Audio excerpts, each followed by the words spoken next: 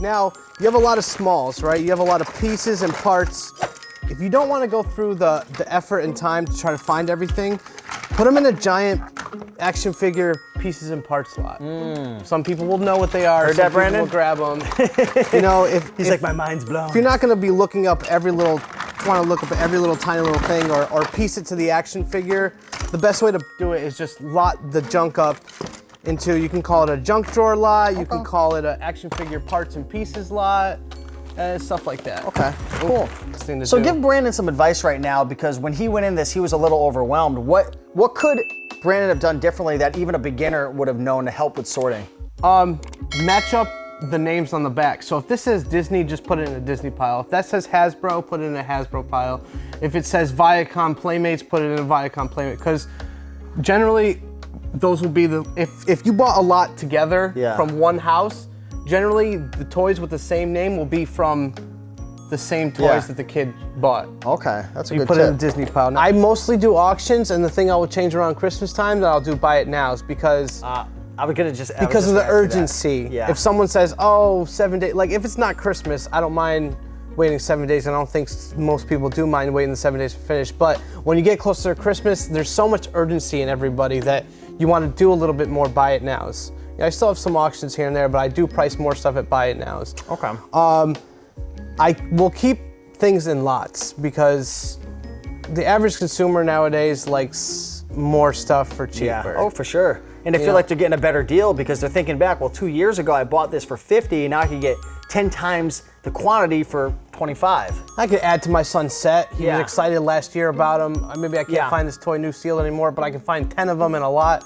So yeah, I keep the lots going because I think no matter the time of year, the lots are attractive. Any other tips you have for what people should focus on for the types of toys? I mean, Zach, pan around a little bit. We got Playmobil, we got action figures, Disney, we got all types of stuff. Like, what should people focus on? You want to focus on who's going to be buying, the consumer at this point. So you've got parents buying kids for kids, people buying for collectors, and maybe collectors treating themselves because they're getting in the toy mood with their buying their kids stuff. So you still got those three customers, and then now you break that down even more. You want to try to focus on boys and girls toys, dolls, action figures, cars, pets, you know, anything that kids are loving. And movable, battery operated parts are kind of hot and in right now. Okay.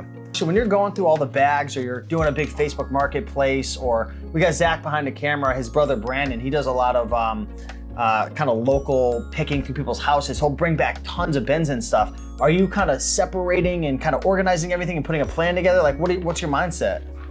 So yeah, when I'll buy bags and I piece out the ones I know are worth something, and the ones that kind of store for future. So right now, this is the only Octonauts I have. So you're not going to list it. So I'm not listing it. I'm just going to put it aside. Yeah. But I may come across another bag that I'm buying something for, and I have 2 more Octonauts in there. All of a sudden, I got 2 more.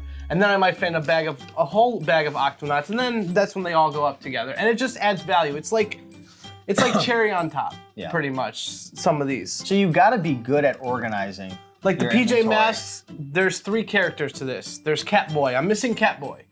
As soon as I find the Catboy, these 3 are gonna go up together. So how do you keep things organized to know when Catboy comes around, you go find the other 2?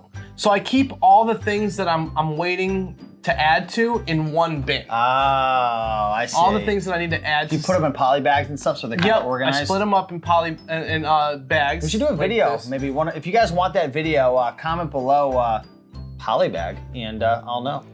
So this is Fisher-Price Great Adventures Nights. Right here, this whole bag? Yeah, they're all different ones, but. This was actually in another video. We found this together at Savers the other day. Look at what someone's already selling them for. They mixed them up in kind of almost similar to that. That's $30 plus 5 shipping. So what I like to do is go to the solds, see if there's any titles that I like. Look at that castle with the guys, $104. So I like this. I like that listing. It looks good. So explain to people what you're actually doing step by step for the beginner. So I'm looking for the title that I think would best describe what this is. They're vintage Fisher-Price Great Strong Adventure keywords. figure.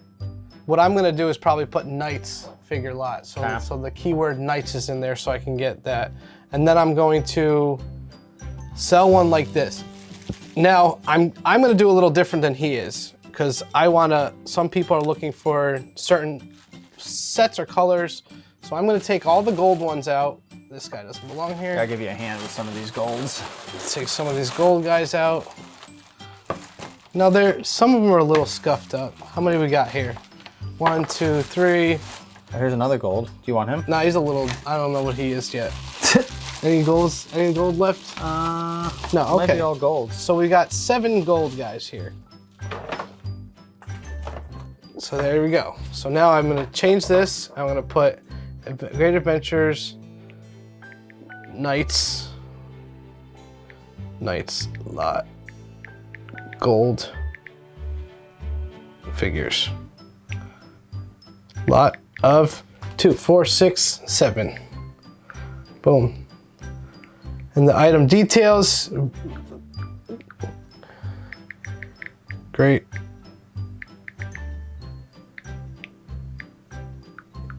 And then that's pretty much it. Then the description, we go here. I don't like all this. Keep the condition. Some with scuff marks. Some in very good condition. And then I'm going to here. I want to take a picture of the whole. And what are you using for your backdrop right here? I like it. It's a nice neutral tan, light brown color. But what is this material you're actually using? It's like a, I forget what it's like called. almost velvet. I don't know. Yeah, it is. Exactly It's like a what velvet. called. Then I'm gonna take 2 of these guys, position them. And you got a chair, so it's nice and comfortable. You got the fly in the background. He's gonna live on in internet history, well beyond his day. Yeah, I would normally just whack that out. These 2 are the same. Put them together. And then we get this guy. And then maybe get a picture of the under the foot. Like the stamp. And now I just noticed something. These all say 1994. So I'm gonna go back and now see if I can get that date in here somewhere.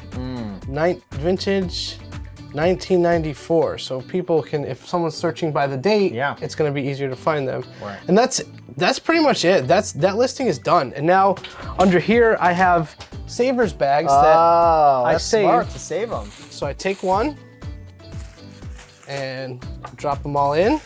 You show them all those poly bags down there? That's pretty cool. And then I go over here to this little scale I got, just to double check. It's not too much. Oh, you put the weight in the listing prior? So that's about 10 ounces. You can. So I'm gonna take a guess. 10 ounces. That's gonna cost me about $4 to ship everywhere. Okay. So I'm gonna keep that in mind in myself. And then I usually have a little bin here where all my listed stuff is by you. Can you just drop that in there? Yep, right here. Yep. Awesome. And there it is. And that's how quickly it happens. Wow. That was fast. That took like 3 minutes and you were explaining it.